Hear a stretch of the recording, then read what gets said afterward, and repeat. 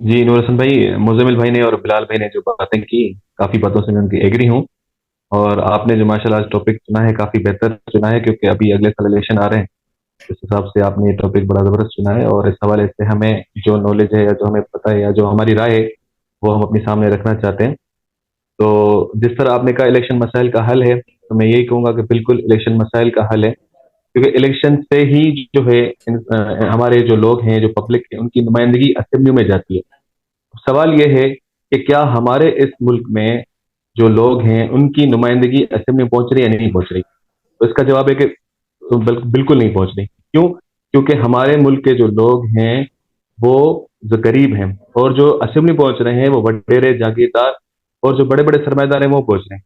क्योंकि जिस तरह बिलाल भाई ने, मुजुल भाई ने कहा कि हमारे इलेक्शन जो है वो सिर्फ पैसे का खेल है। जिसके पास पैसा होगा वही अपनी कैंपेन चलाएगा, वही अपने जलसे जुलूस करेगा और वही वोट बटोर कर वो असेंबली पहुंचेगा।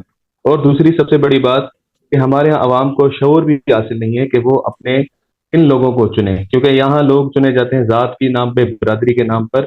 और उसके बाद 5 साल तक फिर वो जो है जात और बिरादरी के नाम पर लुटते रहते हैं उन्हीं लोगों से जिनको वो असेंबली भेजते हैं। तो हमें जरूरत है कि हम अपने लोगों को शऊर दें। और इसमें मैं एक और बात ऐड करना चाहूंगा कि किसी जी। ने माओ से पूछा था कि आपने जो है गुर्बत कैसे खत्म की, चाइना में इतनी बड़ी तब्दीली कैसे लाई आपने।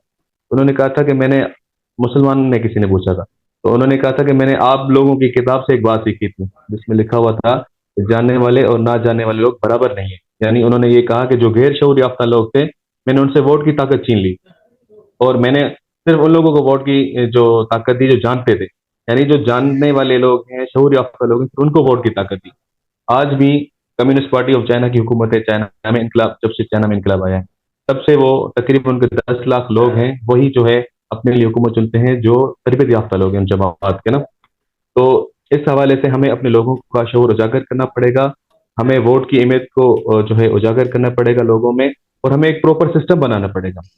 हमारे यहाँ कोई इलेक्शन का सिस्टम नहीं है। हमारे यहाँ मुख्तलिफ पार्टीज, एक पार्टी अगर हुकूमत करती है तो उसके अपोजिट पार्टी जो है हर 5 साल बाद जो है वो धांधली का रोना रोती है कि धांधली हुई हमारे साथ, हमारी जो है क्या कहते हैं, सीटें ली गई हैं, चोरी की गई हैं, ये जो मैंडेट है चोरी का है। एक तो मजे से हुकूमत करती है और एक जो है धांधली का रोना रोती है। तो दूसरी बात, फिर 5 साल तक इलेक्शन रिफॉर्म्स की बात होती है। हर हर अपोजिशन पार्टी इलेक्शन रिफॉर्म्स की बात करती है, और जो हुकूमत पार्टी होती है वो तो कहती है कि ये इलेक्शन जो है वो जायज है, फेयर है, ये है। मतलब बिला मतलब वजह जो है ऐसी बातें की जाती है जिससे आवाम जो है उलझी रहे। आवाम के असल मसाइल जो है वो पीछे पड़े रहते हैं। यानी कि जिस तरह बिलाल मोजम्मल भाई ने कहा कि रोटी कपड़ा और मकान के नाम पे जो है लोगों को उलझाया हुआ है। ये तो बेसिक नीड्स है ना। ये अगर आप स्लोगन ऐसे लोगों को देंगे जो उनकी बेसिक नीड है, तो फिर वो जो है असल अपनी मसाइल पे कैसे जाएंगे। हमारा असल मसला तालीम है, सेहत है, अच्छा रोजगार है, और उसके अलावा जो है हमारे मुआशरे का इंफ्रास्ट्रक्चर है, उसको बेहतर बनाने की जरूरत है ना। हमने क्या किया, हमने बेसिक नीड्स में लोगों को उलझा दिया है। महंगाई इतने उरूज पर है कि लोग जो है खाने पीने के अलावा कुछ सोचते नहीं है। अगर कोई शख्स है जिसकी तनख्वाह 20,000 रुपए है और महंगाई के इस भवंडर में वो जो फंसा हुआ है, तो अपने लिए वो नुमाइंदगी असेंबली में कैसे पहुंचाएगा। तो जरूरत इस बात की है, हमें एक ऐसा प्रॉपर सिस्टम बनाना पड़ेगा कि जिससे लोगों की बेसिक नीड्स पूरी हो। और उसके बाद जो लोग हैं वो आगे फिर अपनी तरक्की का सोचें, अपनी तालीम का सोचें, अपनी सेहत के निज़ाम का सोचें, अपने इंफ्रास्ट्रक्चर का सोचें। हमारे पड़ोसी मुल्क देख लें, हमसे जो है कई मुल्क हैं जो बाद में आज़ाद हुए, लेकिन उन्होंने हमसे कई गुना ज़्यादा तरक्की कर ली है। सबसे बड़ी मिसाल हमारे पास बांग्लादेश की है, कि जो हमसे अलग हुआ था, आज उसका टका जो है वो हमारे रुपए के मुकाबले में बहुत ज़्यादा मुस्तहकम है। श्रीलंका की करेंसी मुस्तहक है, अफगानिस्तान की करेंसी मुस्तहकम है, इंडिया की करेंसी तो कई गुना मुस्तहक है हमसे ज़्यादा। तो हमें ज़रूरत इस बात की है कि हमने अगर अपना मुल्क जो है इस्लामी बुनियादों पर हासिल किया है, एक नज़रिए की बुनियाद पर हासिल किया है, तो हमें उस नज़रिए को या उस इस्लाम के नज़रिए को आगे बढ़ाना चाहिए था। लेकिन हमने क्या किया, हमने यहाँ पे एक ब्यूरोक्रेसी का ऐसा निज़ाम बिछा दिया, या हमने सरमाएदार जागीरदार वडेरों का ऐसा निज़ाम बिछा दिया कि जिसमें जो आपका अक्सरियत याफ्ता तबका, जो गरीब तबका है, वो पीछे चला गया, और जो जागीरदार थे, सरमाएदार थे और वडेरे थे, वो आगे निकल गए।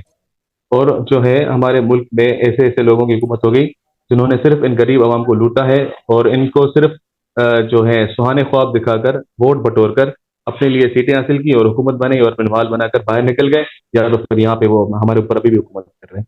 तो हमें लोगों को शोर देने की जरूरत है और अपना सिस्टम सही करने की जरूरत है, जिससे इलेक्शन के निज़ाम बेहतर हो, रिफॉर्म्स आए, और जो है लोग अपने नुमाइंदे सही तरह चुन सकें। इस हवाले से मैं यही कहूँगा, आगे जो दोस्त अपनी राय दें।